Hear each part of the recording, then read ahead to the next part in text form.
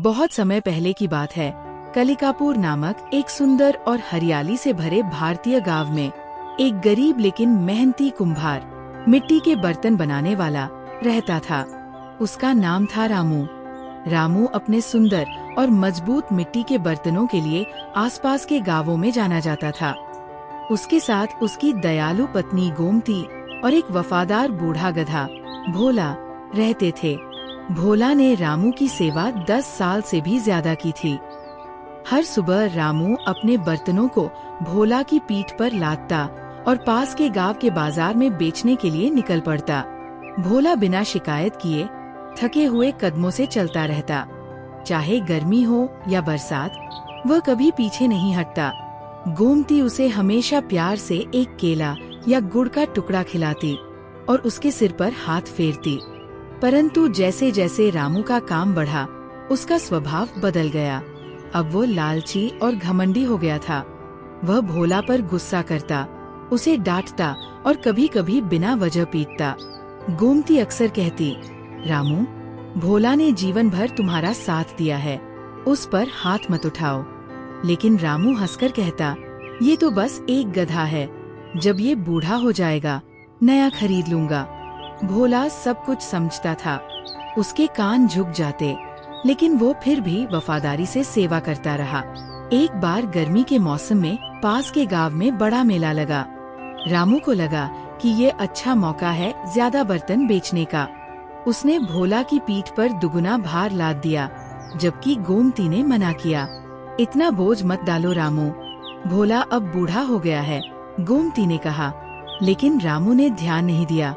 वह भोला को चाबुक मारते हुए ले गया। रास्ते में एक नुकीला पत्थर भोला के पैर में चुभ गया। वो गिर पड़ा और आधे से ज्यादा बर्तन टूट गए। रामू आग बबूला हो गया। उसने भोला को लात मारी और चिल्लाया, निकम्मा जानवर, तूने मेरा सारा नुकसान करवा दिया। भोला की आंखों में दर्द और वफादारी दोनों थे, लेकिन रामू को कोई फर्क नहीं पड़ा। अगले दिन रामू ने भोला को जंगल के किनारे ले जाकर छोड़ दिया। अब तू किसी काम का नहीं, यही रह जंगल में, वो कहकर चला गया। गोमती ने बहुत रोया। तूने उसे परिवार की तरह पाला था, अब ऐसे छोड़ दिया। लेकिन रामू ने एक शब्द नहीं कहा। रामू ने नया जानवर खरीदा, एक जवान, तेज और महंगा खच्चर, जिसका नाम था शेरू। उसका काम और व्यापार और भी बढ़ गया। एक दिन एक अजीब साधु रामू की दुकान पर आया। लंबी दाढ़ी, सिर पर पगड़ी और हाथ में लकड़ी की छड़ी। वह बोला, क्या तुम्हारे पास ऐसा मिट्टी का घड़ा है जो जल्दी न टूटे?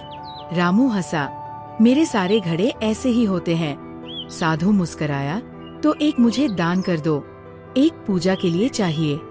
रामू ने मुंह चिढ़ाया, मैं कोई मुफ्त में चीजें नहीं देता। साधु बोला, ठीक है, लेकिन याद रखना, आज जो तुम दान नहीं करोगे, कल उसकी कीमत तुम्हें चुकानी होगी। कर्म कभी भूलता नहीं। रामू ने हंसकर कहा, चलो बाबा, आगे बढ़ो। साधु चला गया, लेकिन उसके शब्द हवा में गूंजते रह गए। कुछ दिनों बाद गांव के तालाब के पास शोर हुआ। रामू दौड़ा। वहाँ उसने देखा, उसका पुराना गधा भोला सजे धजे खड़ा था। उसके शरीर पर रंग बिरंगे कपड़े, सोने की घंटियां और चांदी की पायलें थी। भोला के साथ था एक राजकुमार और उसके सैनिक। मुखिया ने बताया, राजकुमार जंगल में रास्ता भटक गया था। जंगली जानवरों ने उस पर हमला किया। तभी ये गधा आया और जानवरों को भगा दिया। इसने राजकुमार की जान बचाई। राजकुमार बोला, ये कोई आम गधा नहीं है, ये मेरा जीवनदाता है। फिर उसने गांव वालों से पूछा, कौन इसका मालिक है? रामू तुरंत बोला, ये मेरा गधा है, मैंने ही इसे पाला था। राजकुमार ने भोला की ओर देखा और पूछा, क्या ये सच है? भोला ने रामू की ओर देखा और मुंह फेर लिया। गांव वाले चुप हो गए। गोमती आगे आई और बोली, हमारा था, लेकिन मेरे पति ने इसे बुढ़ापे में जंगल में छोड़ दिया था। राजकुमार गंभीर हो गया। जो वफादारी को ठुकराता है, वह पुरस्कार का हकदार नहीं। फिर वह बोला, भोला, बताओ तुम्हारा इनाम किसे मिले? भोला चुपचाप गोमती के पास गया और उसके हाथ को प्यार से चाटा। राजकुमार ने सिर झुकाया। तब गोमती को मिलेगा हर महीने 50 सोने के सिक्कों का भत्ता। भोला अब महल में सम्मान से रहेगा। गांव तालियों से गूंज उठा। भोला की वापसी के बाद रामू की किस्मत बदल गई। उसके बर्तन फूटने लगे। शेरू खच्चर जिद्दी हो गया। बारिश से कच्चा माल खराब होने लगा। ग्राहक आना बंद हो गए। यहाँ तक कि गांव वाले भी उससे कतराने लगे। एक दिन वह मंदिर गया और भगवान शिव के सामने फूट फूट कर रोने लगा। हे भगवान, मुझे ये सजा क्यों? पुजारी बोले, क्योंकि तूने वफादारी को ठुकराया, तूने घमंड किया। कर्म सब देखता है।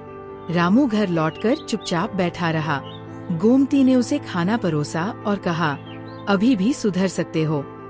रामू ने सिर हिलाया, अब मैं बदलूंगा। रामू ने घमंड छोड़ दिया। वह गरीबों को मुफ्त बर्तन देने लगा और घायल जानवरों के लिए गांव के बाहर एक छोटा सा आश्रय बनवाया। धीरे धीरे गांव वाले फिर से उसका सम्मान करने लगे।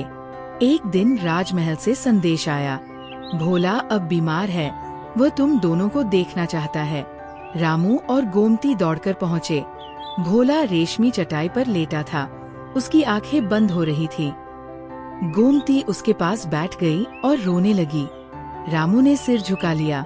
मुझे माफ कर दो भोला। भोला ने धीरे से रामू की बाह को छुआ और फिर अपनी आंखें हमेशा के लिए बंद कर ली। राजकुमार बोला, भोला एक वीर था, लेकिन उसका सबसे बड़ा उपकार ये था कि उसने तुम्हें बदल दिया। रामू बोला, हाँ, उसने मुझे सिखाया कि कर्म कभी भूलता नहीं, पर माफ भी कर सकता है अगर इंसान सुधर जाए। अंतिम संदेश। वर्षों बाद रामू को लोग कलिकापुर का ज्ञानी कुंभकार कहने लगे। वह बच्चों को नैतिक कहानियां सुनाता और गोमती ने जानवरों के लिए एक आश्रय खोला, जिसका नाम रखा गया भोला आश्रम।